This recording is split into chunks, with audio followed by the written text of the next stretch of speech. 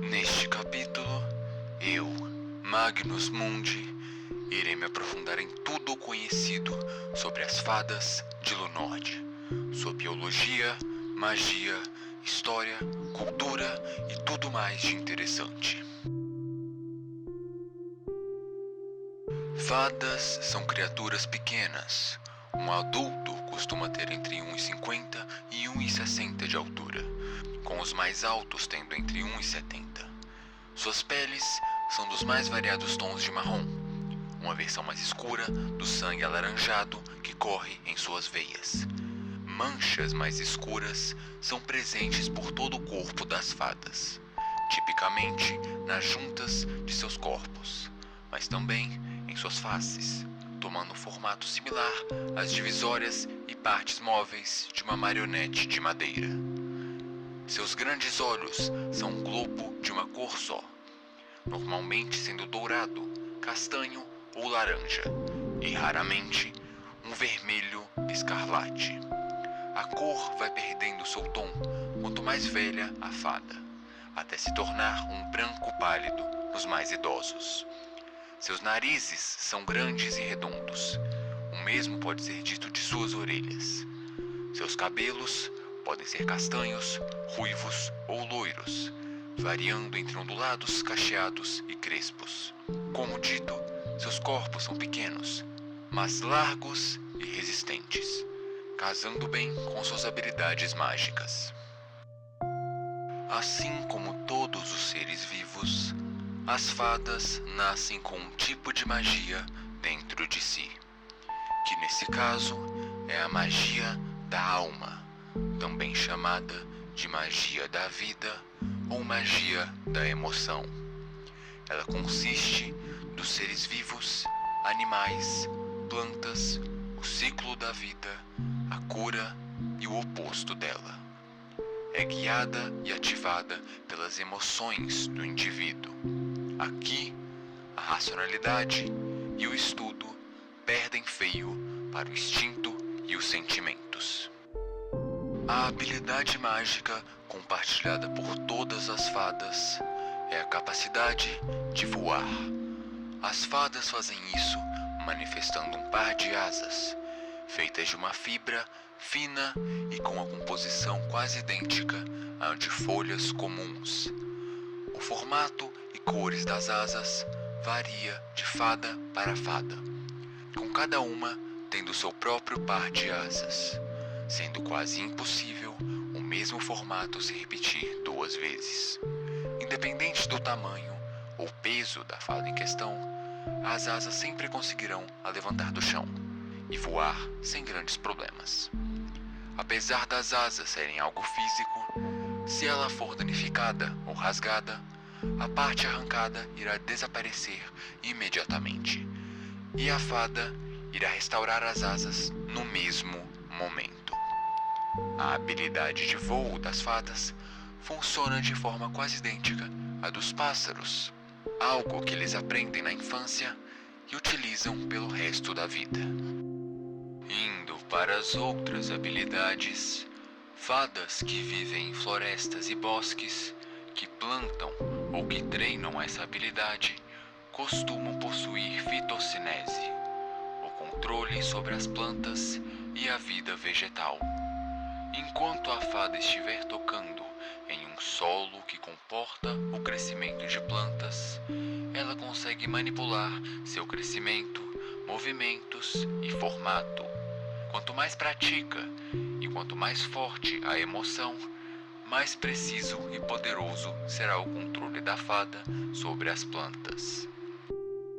Continuando, fadas que vivem próximas de animais tipicamente possuem a comunicação animal, a capacidade de compreender os animais. Diferente da crença popular, essa habilidade não fornece às fadas a capacidade de falar com os animais. Em vez disso, as permite entender e identificar as emoções e intenções do animal, e vice-versa. Quanto mais afinidade e confiança há entre a fada e o animal, mais os dois irão compreender um do outro. Seguindo, fadas que são curandeiras ou cuidadoras costumam desenvolver a habilidade de cura, revigorar a saúde de um alvo através da magia. Enquanto a fada tocar no ferimento, ela pode cicatrizar em instantes. Quanto mais recente a ferida, quanto menor ela for, e quanto mais a fada se importar com o ferido, melhor será a cura feita. A história das fadas se inicia na Era da Noite, assim como a história de todas as espécies. Seja pela mão divina ou outros meios, as fadas surgiram no mundo, um mundo sem nomes, casas, reinos ou qualquer avanço. Elas viveram por essa era sombria, até chegar à Era das Lendas. Os registros apontam que as fadas viviam em tribos nas florestas, utilizando suas asas para subir ao topo das árvores e construírem moradias rudimentares entre as folhas e galhos. Com suas emoções sendo a fonte de sua magia, também moldou a maior parte do comportamento das fadas pela história, seus medos sendo um dos mais proeminentes. Vivendo no alto, longe das outras espécies e longe de qualquer coisa que as fadas poderiam vir como ameaça. Conforme os séculos foram passando, as tribos foram crescendo, evoluindo e prosperando, até as guerras divinas. Um grande evento catastrófico, envolto em mistérios. Todo o continente foi afetado por isso. E quanto às fadas, as grandes tribos que foram construídas não eram mais o suficiente. As ameaças vinham de todos os lados, não só de baixo. Muitas fadas fugiram para o topo das montanhas, outras para o interior dos bosques, e mais outras procuraram outros esconderijos, mas não tiveram tanta sorte. Registros sugerem que foi durante essa catástrofe que as fadas construíram seus primeiros castelos para se proteger. Apesar de serem bem primitivos, foi o que abriu o caminho para as enormes fortalezas de pedra que elas possuem hoje. Após muito caos e conflito, as guerras divinas se encerraram, e durante a Era da Magia, as fadas sobreviventes viviam com mais medo e ansiedade que qualquer outra geração anterior. Por isso, começaram a expandir seus castelos, e quando não havia mais espaço, construíram mais castelos, tudo para se proteger do possível perigo. Conforme os séculos foram passando, os castelos viraram vilarejos, que viraram cidades, que viraram reinos. Muitos deles, centenas de reinos de fadas, grandes e pequenos, que ocupavam boa parte do continente.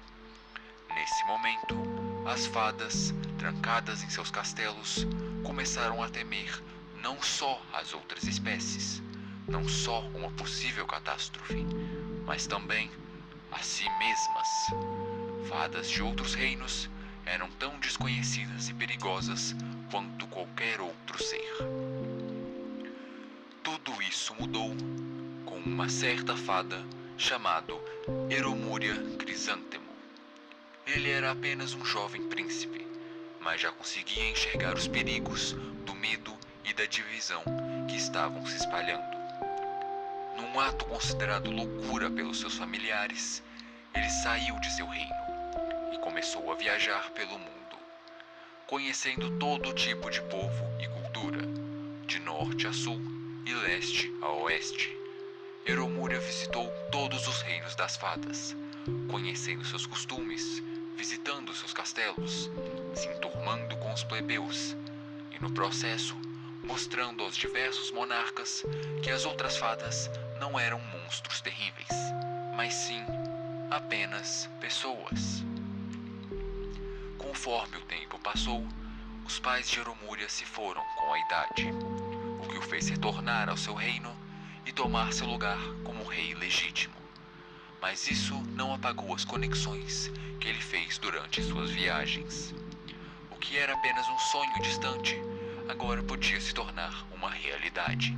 E após muitos anos, muitos compromissos e muitos tratados, os inúmeros reinos, divididos por séculos, se uniram, indo de centenas a apenas 2 reinos: o reino de Tenemor e o reino de Eromúria, governado pelo próprio Eromúria, e o outro pela sua esposa, Tenébria.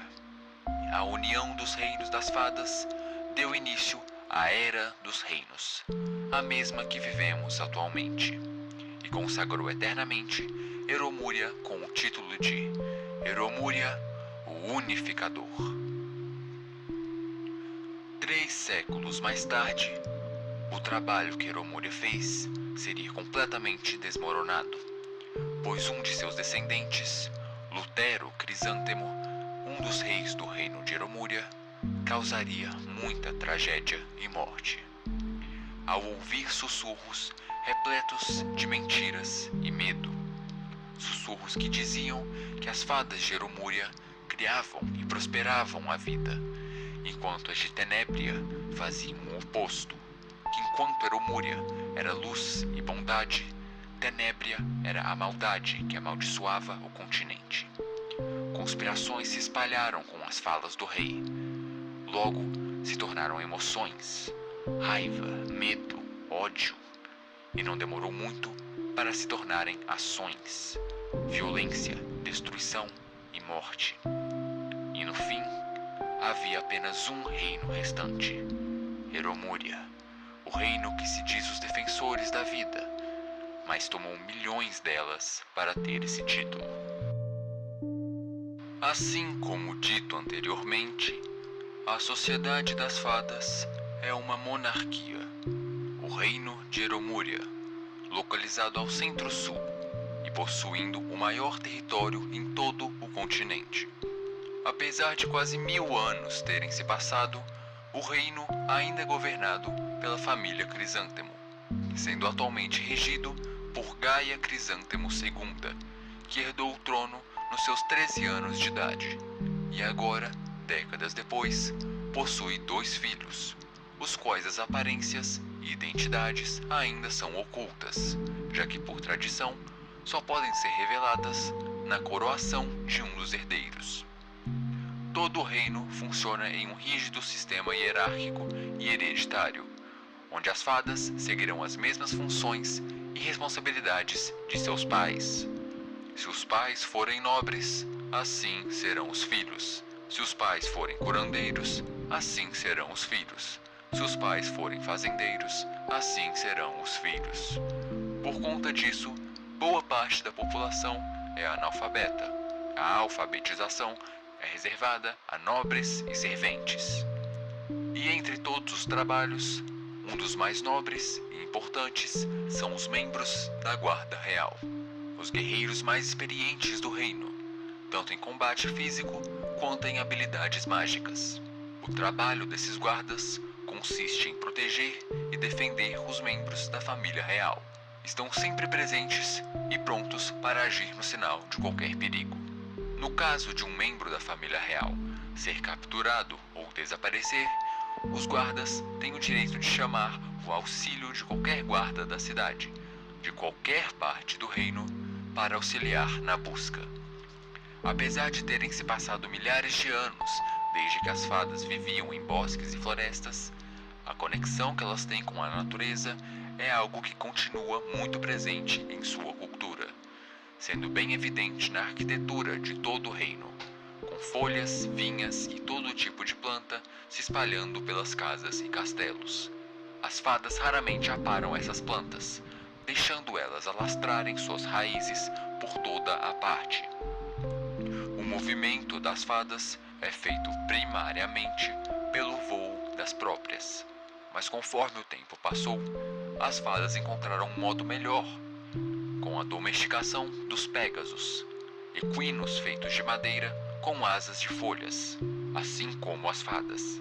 Seu voo, combinado com a capacidade de carga, tornou os pégasos o meio de transporte mais comum entre as fadas, desde os guardas reais do castelo até os plebeus dos vilarejos.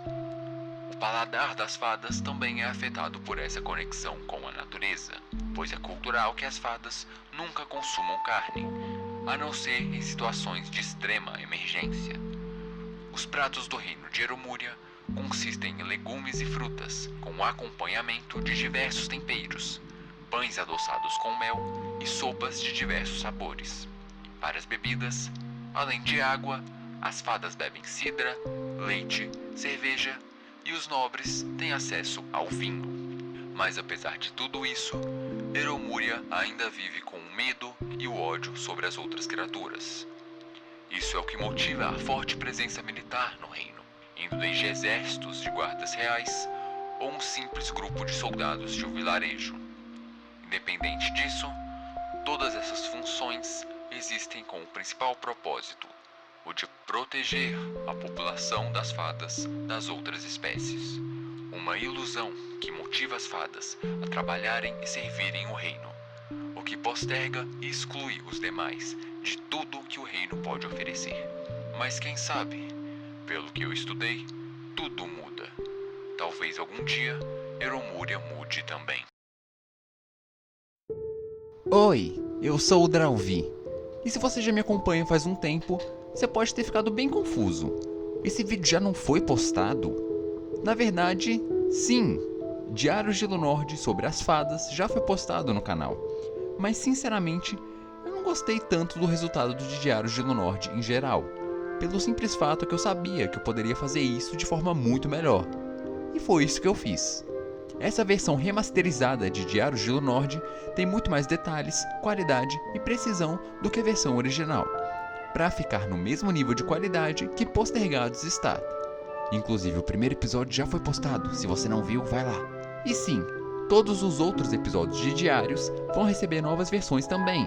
Se você quer ver isso, se inscreva no canal e ative as notificações. Marque o gostei se você gostou do vídeo e comente o que você achou dessa versão de Diários de Lunord. Enfim, eu sou o Drauvi e por hoje é só. Tchau!